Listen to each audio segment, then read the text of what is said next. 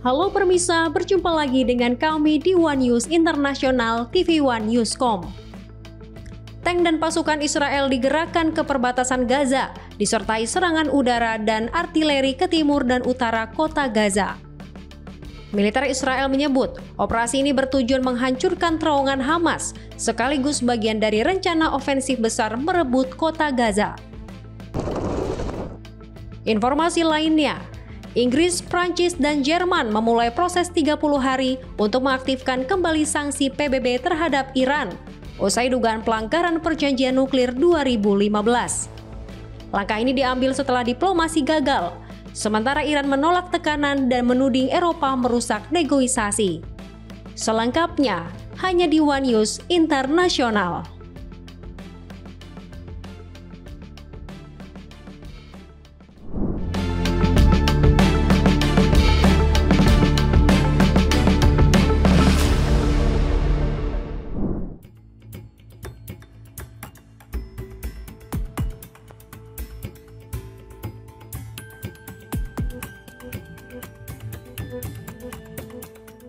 Dewan Keamanan Perserikatan Bangsa-Bangsa resmi memperpanjang mandat pasukan sementara PBB di Lebanon atau UNIFIL hingga 31 Desember 2026. 在当前的脆弱局势下，联离部队的维稳重要作用不可或缺。在某个常任理事国罔顾地面局势的紧张现状。 Hal itu dilakukan sebagai perpanjangan terakhir sebelum penarikan pasukan secara bertahap selama 1 tahun. 一意孤行，强行推动在1年多后关闭联立部队。这种强人所难、简单粗暴的做法。 Resolusi 2790 yang disetujui secara bulat oleh 15 anggota Dewan mengatur penghentian operasi UNIFIL pada akhir 2026.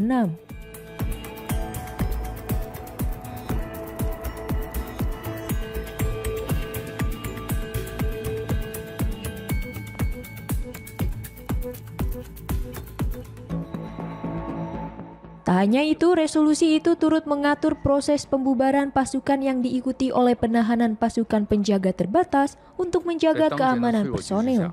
联离部队的维稳重要作用不可或缺。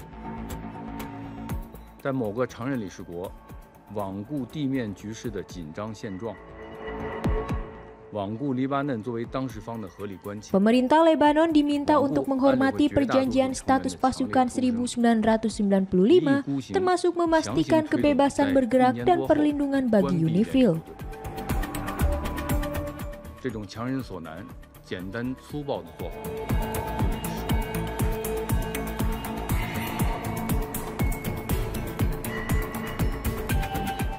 Pasukan ini pertama kali dibentuk pada 1978 untuk mengawasi penarikan Israel dari Lebanon dan diperluas mandatnya setelah Perang 2006 antara Israel dan Hizbullah.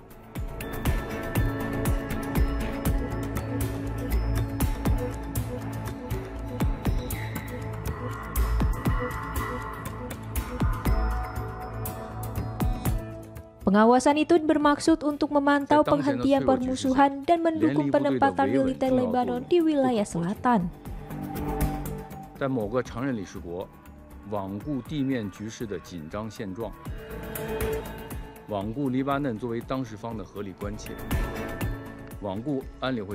Wakil tetap Cina untuk PBB, Geng Shuang, menyatakan dukungan terhadap perpanjangan mandat tersebut.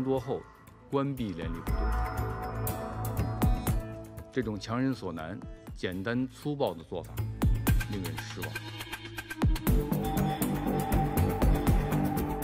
Namun ia mengkritik sikap salah satu anggota dewan yang dianggap mengabaikan situasi di lapangan dan keprihatinan Lebanon dengan mendorong penghentian misi dalam waktu singkat.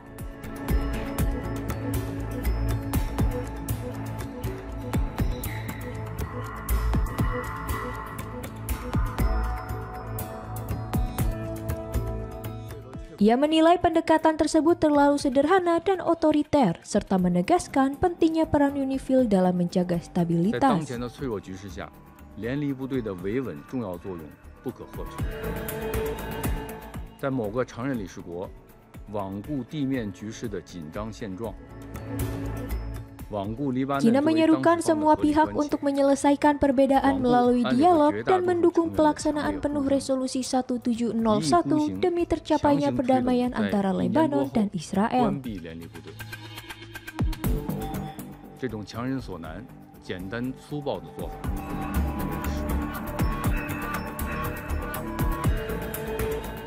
Geng juga menekankan bahwa operasi perdamaian PBB harus mencerminkan keputusan kolektif Dewan Keamanan, bukan kepentingan strategis sepihak dari beberapa negara.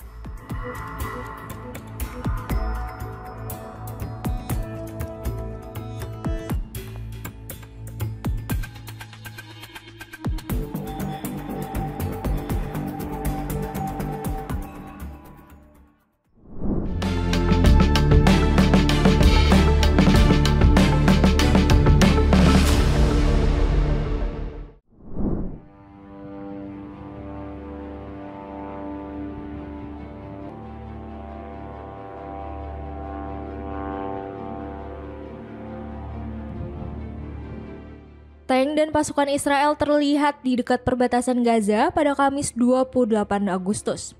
Sementara kepulan asap membumbung dari wilayah tersebut. Pesawat tempur dan artileri Israel menghantam kawasan timur dan utara kota Gaza, seiring janji para pemimpin Israel untuk melanjutkan pencaplokan besar-besaran.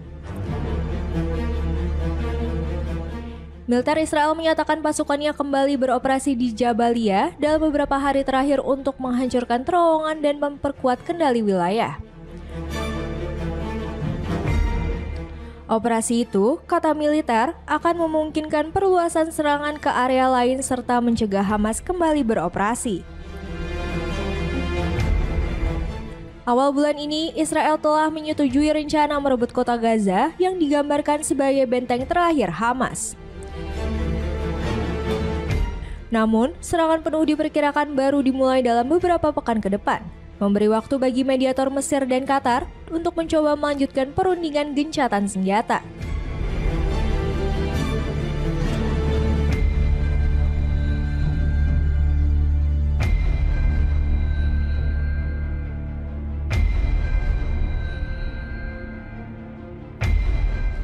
Menteri Pertahanan Israel, Israel Katz, berjanji akan meneruskan ofensif meski ditentang komunitas internasional yang khawatir dengan situasi kemanusiaan.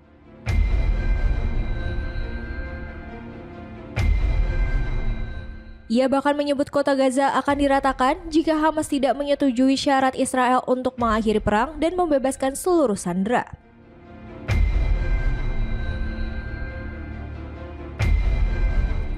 Menanggapi hal itu, Hamas menuduh rencana Israel membuktikan bahwa Tel Aviv tidak serius dalam perundingan.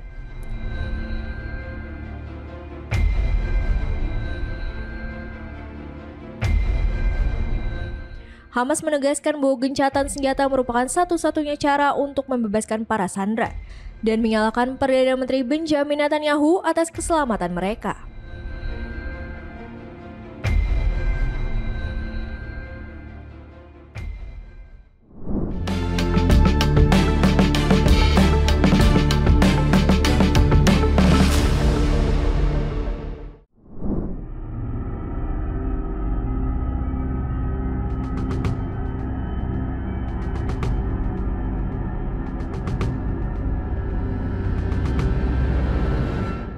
Amerika Serikat melarang Presiden Otoritas Palestina Mahmoud Abbas menghadiri sidang umum PBB di New York pada September mendatang.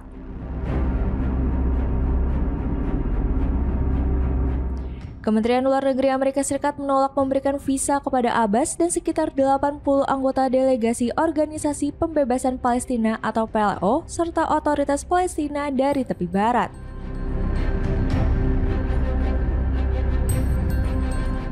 Padahal, Abbas dijadwalkan hadir langsung dalam forum tahunan itu sekaligus mengikuti pertemuan tingkat tinggi yang digagas Perancis dan Arab Saudi yang dihadiri oleh Inggris, Kanada, dan Australia.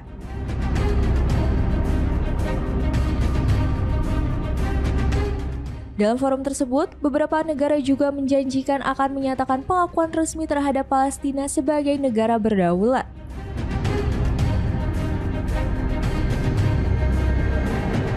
Keputusan Amerika Serikat memicu protes dari Palestina yang menyebutnya telah melanggar perjanjian Markas Besar PBB 1947 yang mewajibkan Amerika Serikat selaku tuan rumah membuka akses bagi seluruh diplomat asing ke Markas Besar PBB di New York.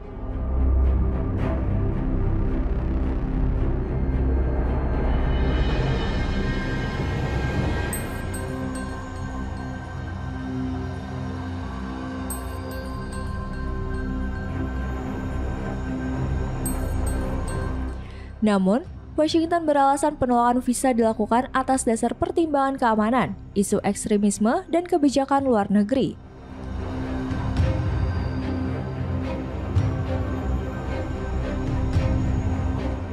Kemenlu Amerika Serikat juga menuding PLO dan PA gagal menolak ekstremisme serta mendorong pengakuan sepihak negara Palestina.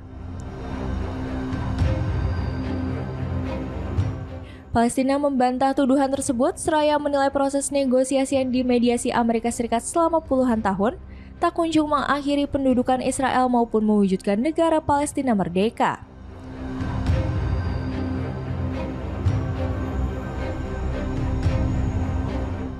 Juru bicara PBB Stephane Dujarric menyatakan pihaknya akan membicarakan persoalan visa itu langsung dengan pemerintah Amerika Serikat.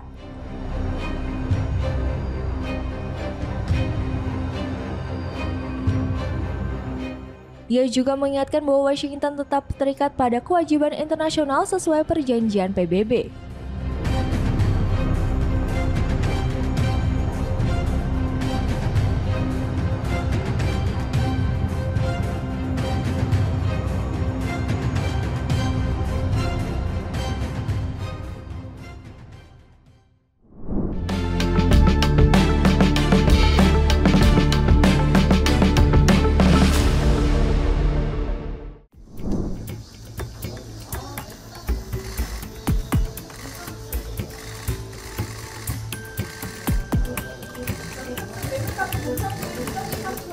Jaksa penuntut khusus Korea Selatan pada Jumat 29 Agustus resmi mendakwa Kim Kon-hee, istri mantan Presiden Korea Selatan Yoon Suk-yeol.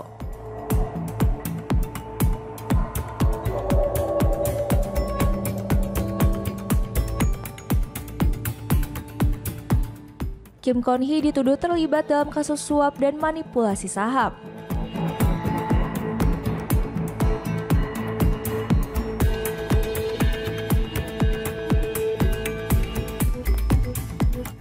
Menurut laporan Yonhap News Agency, Kim didakwa memberikan dana untuk skema manipulasi saham pada periode 2009 hingga 2012.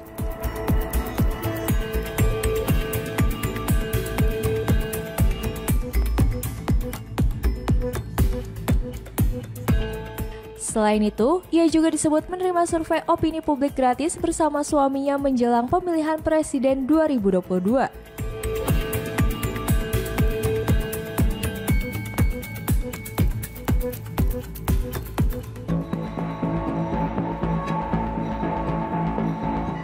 Sebagai imbalan, Kim Kon-hee diduga membantu pencalonan Kim Yong-son, mantan anggota parlemen Partai Kekuatan Rakyat dalam pemilihan sela.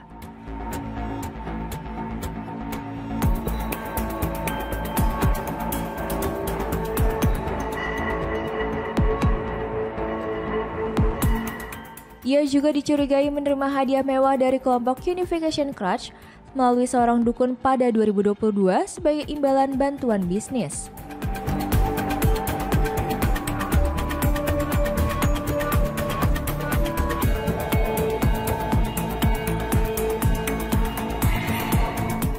Dalam pernyataan resmi melalui pengacaranya, Kim menyebut akan menghadapi persidangan dengan tenang.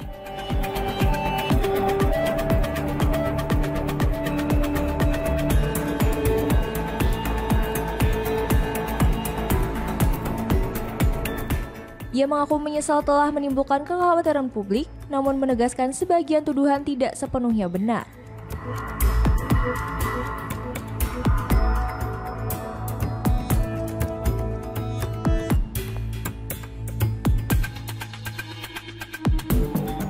Dakwaan terhadap Kim diajukan 2 hari sebelum masa penahanan pra-persidangan berakhir.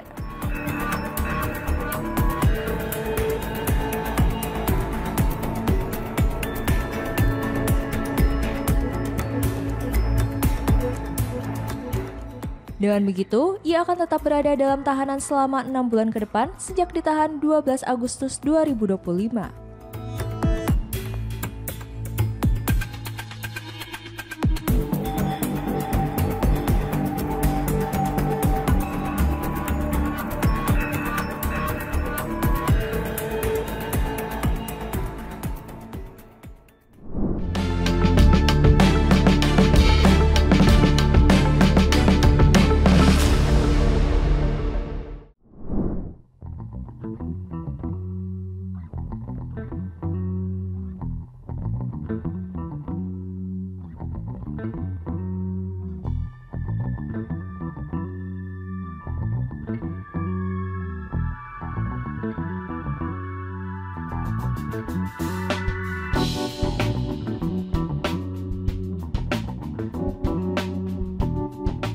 Inggris, Prancis, dan Jerman resmi memulai proses selama 30 hari untuk mengaktifkan kembali sanksi Perserikatan Bangsa-Bangsa terhadap Iran pada Kamis 28 Agustus 2025.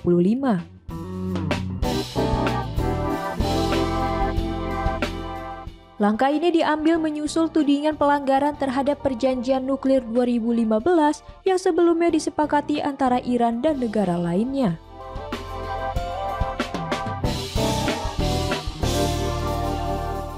Ketiga negara yang tergabung dalam E3 itu menyatakan bahwa pembicaraan terbaru dengan Iran di Jeneva tidak menghasilkan kemajuan berarti.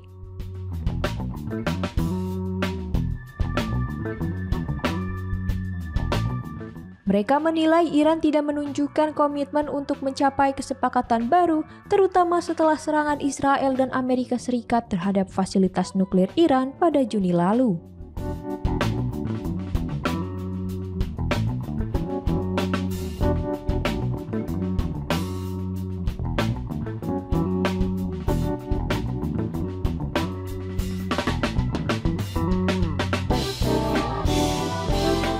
Upaya peluncuran mekanisme snapback ini dilakukan untuk memastikan sanksi internasional yang sempat dicabut dapat diberlakukan kembali.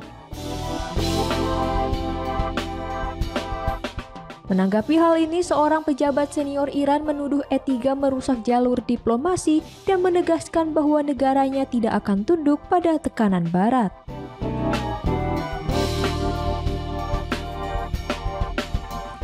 Sanksi yang hendak dipulihkan mencakup berbagai pembatasan yang sebelumnya dicabut setelah kesepakatan nuklir 2015 yang bertujuan untuk mencegah Iran mengembangkan senjata nuklir.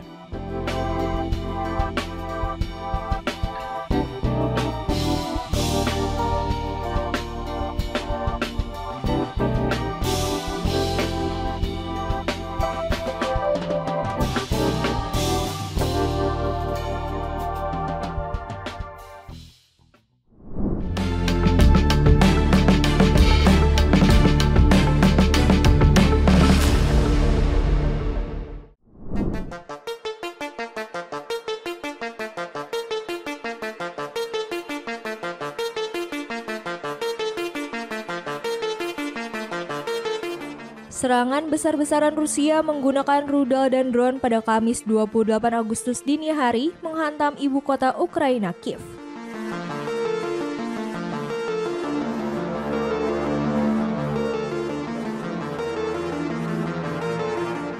Dilaporkan sedikitnya 15 orang tewas, termasuk 4 anak-anak dan 38 orang lainnya luka-luka.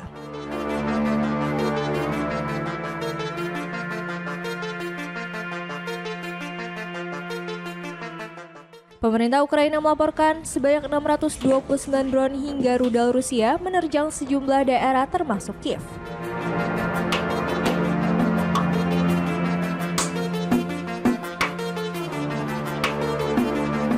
Selain merusak gedung-gedung di 7 distrik kota, dampak serangan itu juga terjadi di kantor delegasi Uni Eropa dan British Council.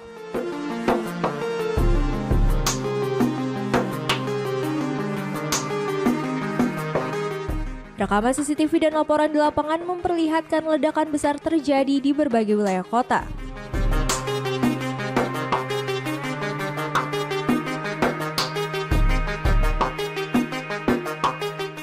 Presiden Ukraina Volodymyr Zelensky mengecam serangan itu sebagai jawaban Rusia terhadap upaya diplomasi internasional untuk mengakhiri perang.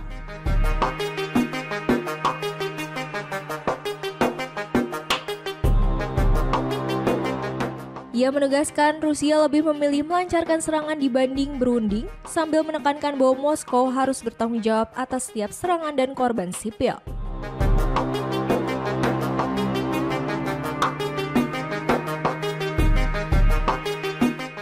Presiden Komisi Uni Eropa Ursula von der Leyen memastikan staf delegasi Uni Eropa di Kiev dalam keadaan selamat meski gedung mereka rusak.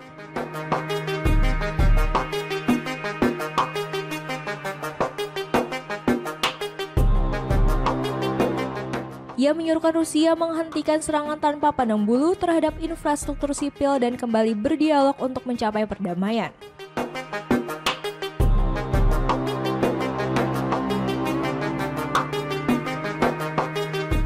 Von der Leyen juga menyatakan Uni Eropa akan menyiapkan sanksi baru terhadap Rusia dalam waktu dekat.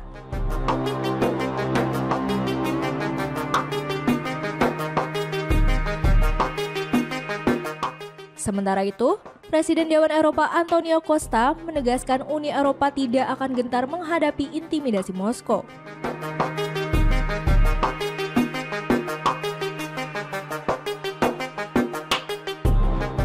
Serangan terbaru yang dilancarkan Rusia disebut sebagai salah satu yang terbesar dalam beberapa bulan terakhir, menandai meningkatnya eskalasi Rusia terhadap wilayah yang jauh dari garis terdepan.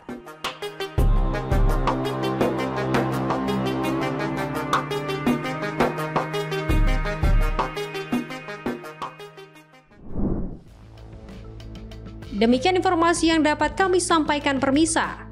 Terima kasih telah bergabung bersama kami. Sampai jumpa di One News Internasional berikutnya setiap pukul 8 malam hanya di kanal YouTube TV One Newscom.